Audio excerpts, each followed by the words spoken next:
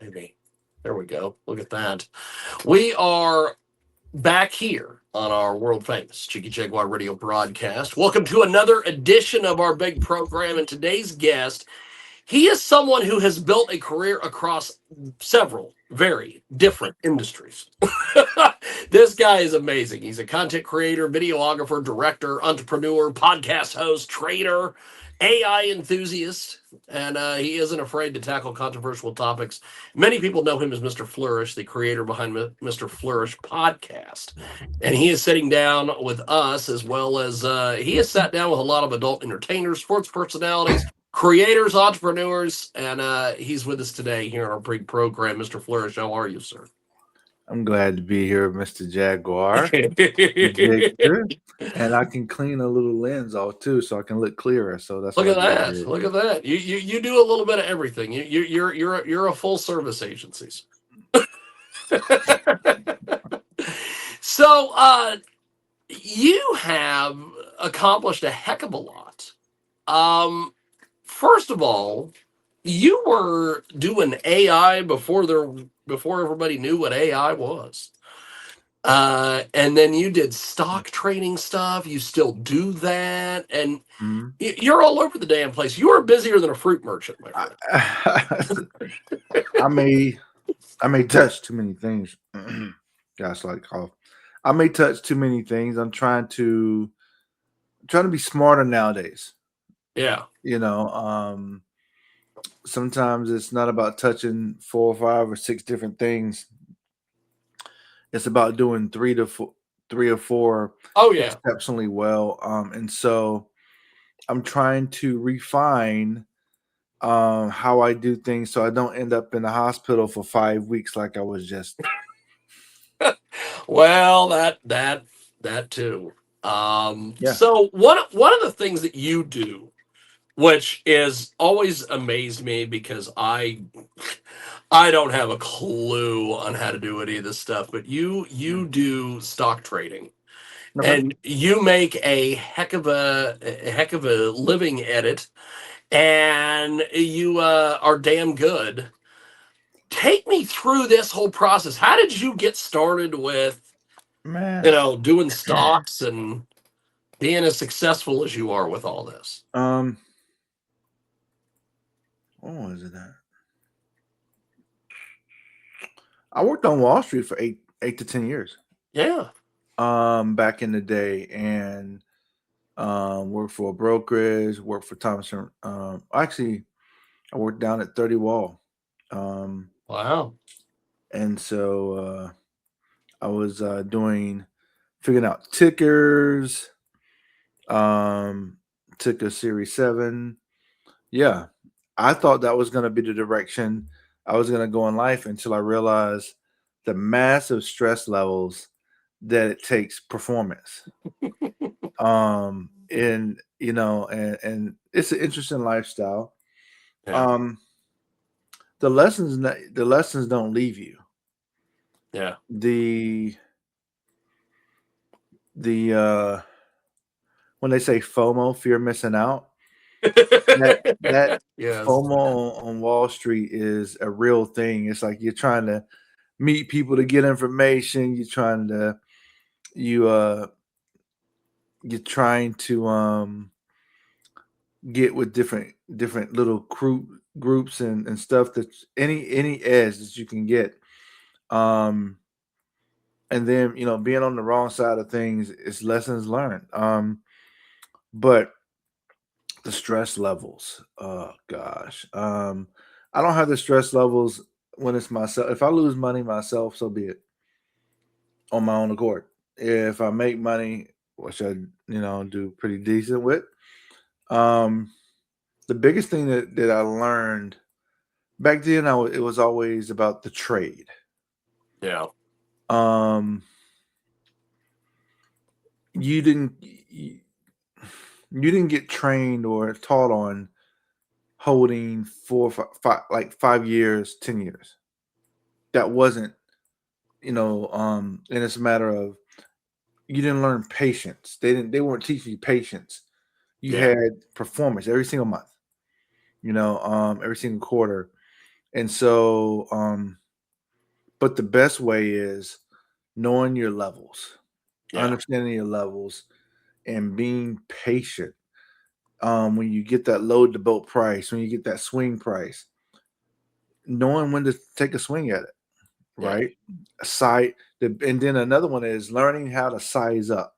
So you can size up in the wrong trade, and then that's your ass. Pause. Oh Um, yeah. so the lessons were tremendous. I'm still learning, right? But I think it's been good to now. Um, there's lessons that I incorporated along the way, along the journey, right? In terms of that Yeah. aspect of what I touch, of owning 500 or 1,000 shares of something, building that up slowly over time. No one 2 years ago, 3 years ago, whatever, Nvidia, you can get it at $90 post split. You Yeah. can't get it at $90 now. Last year you can get it at one. Like earlier this year, you had one print, 171 to 168. That was it. You're not going to get that print now. Yeah. And so it's understanding and covered calls and building, understanding the way that finance works and building your portfolio. And if you need to take a big purchase on something, whatever, say, hey, I got a portfolio I can borrow against. It's you don't have to.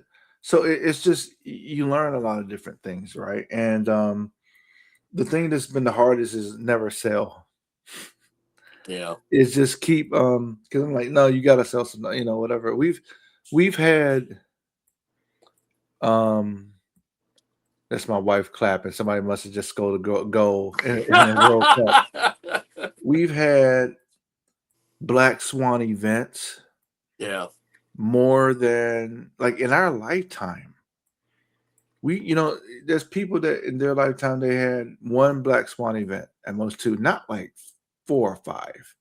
Yeah. And so, I don't know what's going on with the world, man. It's like, but Well, what is interesting, and this will probably generate a reaction, but I know that when the conflict, I guess is what they want to call it, over in Iran started. Our mutual friend Giovanni Valentino, who's also a big stock guy, he immediately put all of his money into weapon stocks. He that immediately wasn't went that after wasn't weapons that wasn't a manufacturers. bad idea. What people didn't realize is the low of the war, it was reached within 1 week, Yep. 1 2 weeks. That was a low, and if you go back to some certain names when it started, that's when you had to buy, because what the market does is it prices in things to the best of it quickly. It doesn't Yeah. wait. Market wastes no time. Yeah. And now you just have this thing they call Trump the taco trade, where he's saying some of this bullshit so that his cronies can get in on it and make their little money, whatever. It's like retail has figured that out. Yeah. So So, how do you go from being a stock guy to getting into the podcast and go the ahead. porn and video games, and because it seems like everything you touch just is magic. Um, God, it's, God has a way of blessing us. Like He just blessed me with getting. I had a dissecting aorta, um, and the aortic valve as well. And I just had a heart doctor appointment yesterday. Roast Yeah. story, Yeah. and it was the internal rehab, post inpatient rehab, because I've been home for like 3 days. Yeah. And he said, and this really messed me up for a bit of time yesterday.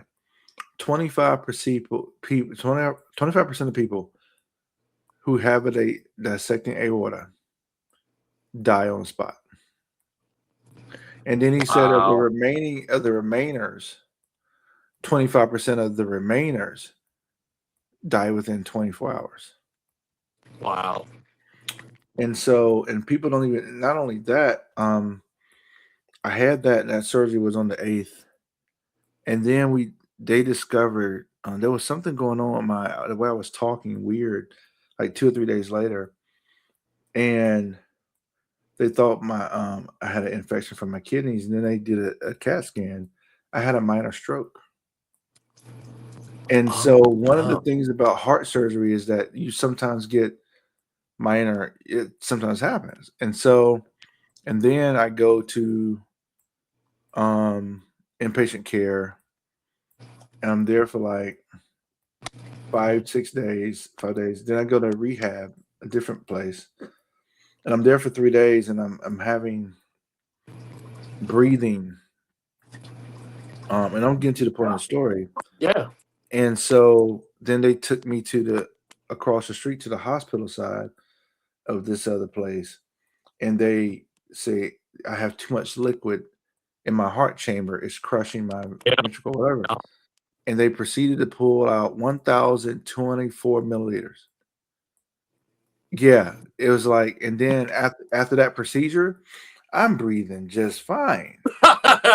You know, and then I was there for like an extended period of time because a couple of days later, 3 days later, I developed. That's why you hear the cough.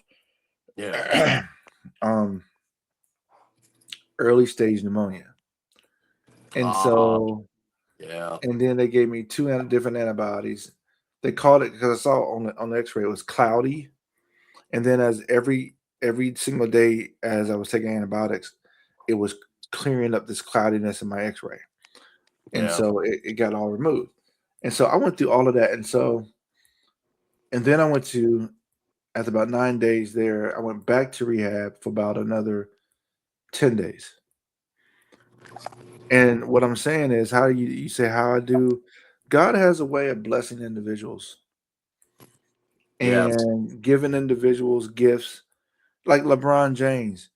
There's nobody physically like God blessed that body.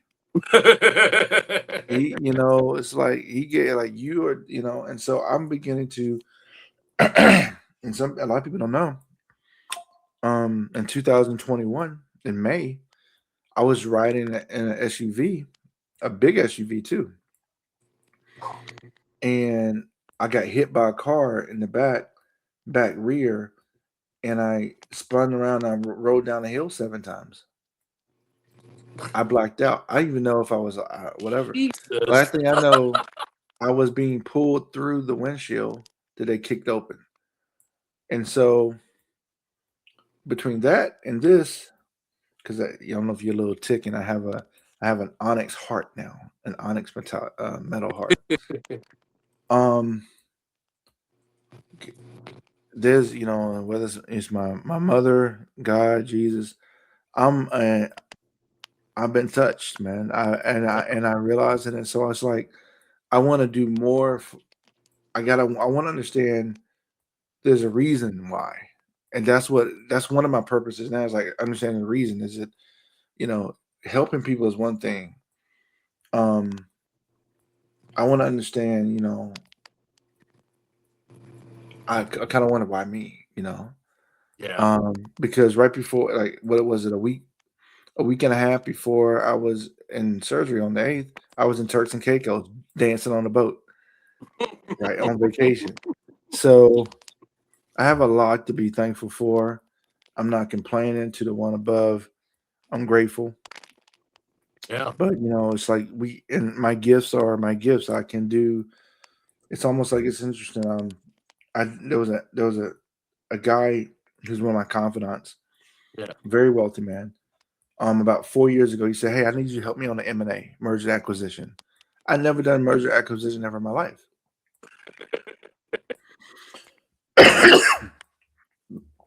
but he had negotiated $1.1 million of a buy of a company. They weren't going lower than that. 2 weeks later, a week and a half later, I called him on the phone. I said, "I got him down to 800,000." He's like, "How in the hell did you do that?" How I said, the hell did you do that? "I said, and I want points on the deal." you know. But I said the points on the deal, because you got to learn how to, when you're dealing with, let's say if you have somebody's wealthy or somebody's well connected, I didn't want to take, like I said, I told them, don't give me points now. I said, put it in the bucket. I may need it later in life. And so to this day, every blue moon we talk, he's like, whenever you need any kind of get a business off the ground or bridge loan or anything, and just a 1% loan, whatever, of a guy who's worth 80 million and more, probably more, I got it. So I can start, but I haven't, you know, um, um, I save it for when my grandkids or my kids want to start Yep. something in life. I'll be like, yeah, let me talk to my confidant. Yep. Let me see what's laying, like, let me see what's laying around. Um, that's when I probably call on it. But you just learn how to move. So yeah. Well, When I start. I will have to say that for somebody who had a who had a minor stroke and heart surgery, you're doing pretty good. Uh, Yeah. you're just amazing. So, okay, I want to go back to something you said earlier. Yeah. You said you were on vacation, and then like a week later, you're having heart surgery. How We in the we world? were on vacation. My daughter graduated from grad school, Yeah. and the heart doctor, the heart surgeon, one of the heart surgeons, he wanted to do surgery like a week later because my heart wasn't dissecting. It was just Yeah. it just needed to be done, right? Because I have something that Wow. um my cardiovascular doctor and the surgeon was like, you probably had this since you were a teenager. You didn't know. Hereditary. Oh yeah, that's usually how a What's lot of going that blah blah shit blah. happens. And so and he said, you know what? If you're going on to Italy or going across the sea, or you're gonna be on cobblestone with luggage, I don't want you, And we're like, oh no, we're gonna just be laying out at the beach. We're going to Turks and Caicos. And so we went to vacation, came back, everything was okay. Everything was okay. And then one day, on the 7th of June, I walked my dog and I came back home and I'm sweating profusely. And I take my blood pressure and it was almost 200, Oh the top Jesus. number. Right. I'm like, oh, whatever. And then I'm like, let me take a shower. Let me take a cold shower. Let me see if, knock this off. Right. And I take a cold shower and we having dinner. I'm like, I don't feel right. Yeah. And I said, take me to the emergency room now. And wife was like, maybe you should just sleep on it. And to this day, I'm like, no, take me now. Yeah. And then I get there at 8 o'clock at night and they do tests and everything and they do scans. And it's like, and the doctor said, I told the doctor, I said, the surgeon, it wasn't the original surgeon, but someone else, a different surgeon, because I went to ER and I said, what if I just wait? What if I just wait, a couple of weeks? Because I had a trip to Vegas upcoming and I had some things planned. And the doctors the guy who actually do the surgery, Kirkland, he was like, "You'll probably be dead in a week or less." Yeah. And I said, "What's the risk?" And the guy who was going to do my initial surgery, he said the risk was like 1%, maybe 2% back weeks ago because it was just replacing it, whatever. He said the risk now Yeah. is 25%. So I said, "Fuck it, let me roll that dice." But I passed inpatient therapy with flying colors. I actually had a couple of home session therapies today. They said we can't do much for you, man. It's like on paper you look like you will be a walking time bomb, or well off. I come here and I'm doing icky shuffle back in. I'm like glad you're here, high fiving, dancing, doing little shuffle drills and everything like that. They're like, this doesn't this doesn't add up. You look like you're closer to back to whatever. I'm like, no, I still got to heal, but Yeah. and I had a great team. Um, I had someone. My partner was instrumental with helping me when I was recovering with a walk or whatever. Yeah. She's like, we're gonna get rid of this shit real soon, man. We just gonna do this every time I'm here for 3 hours. Every hour and hour, we're gonna walk across around the hospital floor. And so it was building that confidence. It's also I'm tough. I'm tough as nails. You seem to be. Yeah, yeah. Jesus. If I can record in Chicago Exotica 2 years ago, 53 scenes in what was it, 3 days? Yes. I can get through this. And so I think you could get through this. yeah, yeah. Well, I am just astounded by the fact that you go from and this is just crazy how the way the world works is you're on vacation and you're back, you walk the dog, and then you're like, we got a problem. Yeah. Yeah. That is just crazy. But What is you've that phrase? managed to Life comes at you fast. oh yes. Yeah, yeah. I understand that one now, and I'm thankful that I'm kicking I'm kicking ass, and um I'm thankful for a lot of things I wasn't thankful for. The Yeah. little things matter. Vacations matter. I didn't even. I'm telling people lately. I'm like, look, don't take that time for granted when you can get that time, whether it's with your kids or your partner or even yourself or friend. Um, how you relieve stress, how you gain experiences in life. So I'm kind of more chillax versus the version of me that's all amped up and yelling whatever. That's it's still there, but it's not as prevalent. Yeah. More chill, more like let me rub Jiggy's head. You know? Well, I will have to say that you have accomplished just, you know, I've been around people that have had some of the health issues that you've had, and they are not doing as well as you are. So, I heard it even today from one of my newer therapists. Yeah, he said, he said, he's like, you do not look like what the paper says. yeah. You don't talk like it. You don't move like it. Um, and Well, I so I'm seen like, that video you put up on Twitter. You in the physical therapy room or wherever the hell you were, and you look like you'd lost half a person, and you were in good spirits, and I'm like, you don't look like somebody who's just had major heart surgery. yeah, yeah. 33 to 36 pounds lighter. Wow. Eating hospital food for 5 weeks, but then about halfway through, no, actually, okay, here it was.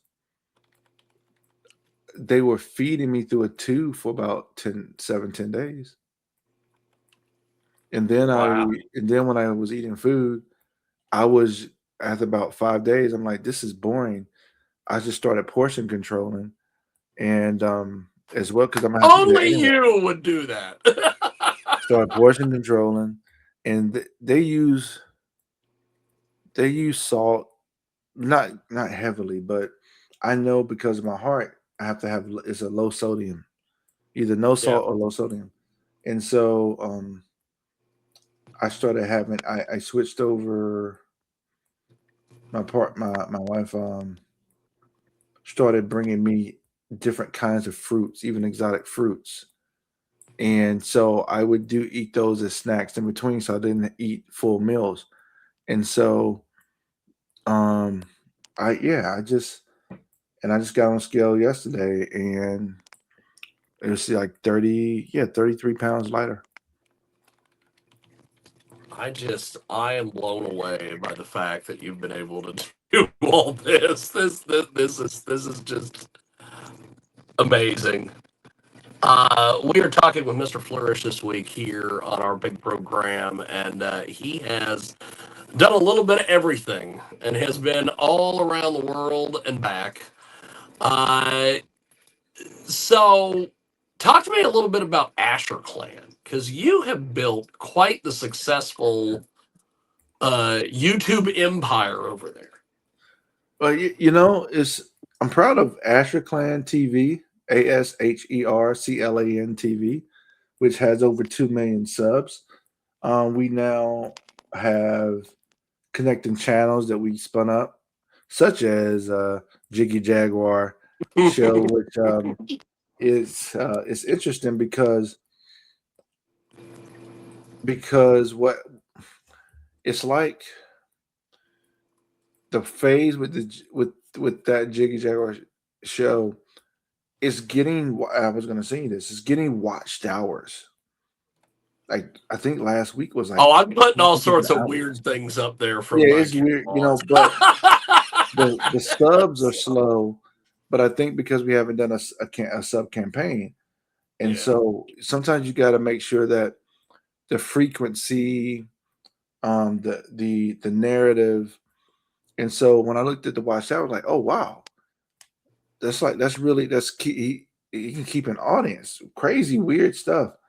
Um, but And it's only going to get weirder because I'm getting ready to put all my public access stuff up there. yeah, so it's time to do a sub campaign now, and so we're gonna do that. And I mean, now that I'm back to we did Asher Clan music, which I did as soon as that was going. This has a viral video of a song, and I think in the first in the month because I started that like maybe less than a week before I even went to the Yep. hospital, and Yep. that's like 25,000 subs. So that told me that music is the cheat code.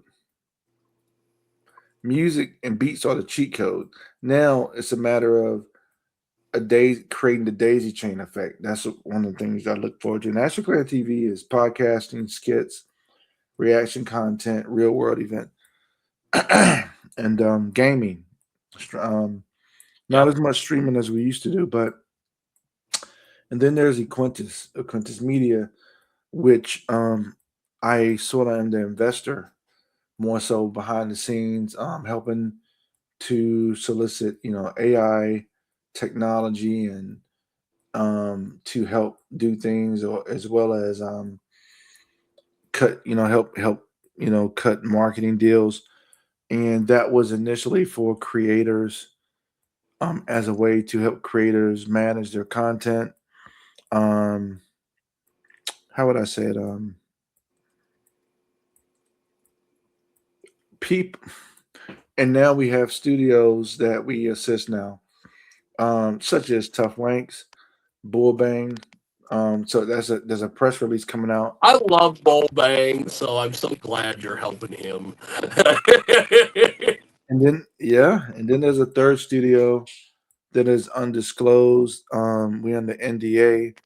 Um, they don't want people to know that they have a management, which is fine. Um, so we got 3 studios signed up. I think it when I went to the hospital it was like 14 creators. It's now 17. So Need to go to the Quintus, hospital more often, maybe. no, no, No, no, no, no, no. But but I will have to say that you have put together quite the little roster of people. We've got Mr. Flourish with us today, and of course he's done a little bit of everything. He has dominated multiple worlds, uh, which is amazing. Award-winning adult producer, director, longtime Wall Street trader. a podcaster, a gamer, a streamer, a content empire builder.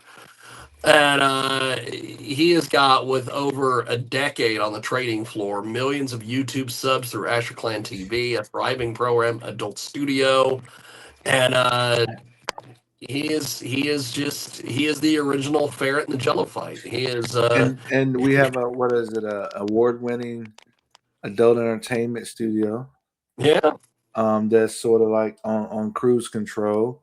I'm very proud of everyone associated with the PR content agency Equintus. Asher Clan TV is the biggest X factor because if we get the Grand Theft Auto 6 release right, that Yeah. is gonna. I think that's gonna be. That's what I haven't told people is like. If we get that right with Asher Clan TV, it's ball game. Yeah. It creates an exit strategy via YouTube, possibly if we get that right. And so and also the trading. So, but I'm trying to cut down and do things in moderation. Well, uh, I'm going to be interested to see how you handle that. Mm. Because you don't seem to be slowing down. Uh, that is, I don't know if that's in your in your DNA. wheelhouse. I am slowly slowing down. Forced to slow down. Well, we were going to do a quick little 30 minutes with Mr. Flourish today. I know that he is terribly busy, and I am so happy I was able to get I'm gonna him go take for a as nap. long as we've got him here. But let's wrap things up here on our big program. Mr. Flourish has been our guest today, and just amazing. I thank you for spending as much time as he did with us today. We covered pretty much everything from his evolution of digital content entrepreneurship to artificial intelligence, his investing, his branding, where his media empire seems to be headed in this next decade. And whether you agree with every opinion or not, it's always valuable hearing from someone who's built businesses across multiple There you industries, go. continues adapting as technology changes. And if you enjoyed today's conversation, be sure to subscribe, leave a review, and share this episode all over social media. And I am, of course, Jiggy Jigman Freud. And until next time, keep learning, keep questioning, and keep growing. Thank you, Mr. Flourish. I really appreciate it, brother. Hey, you my hero. I don't know about that. Don't let that get out on social media. You'll have all sorts of problems. Okay. But thank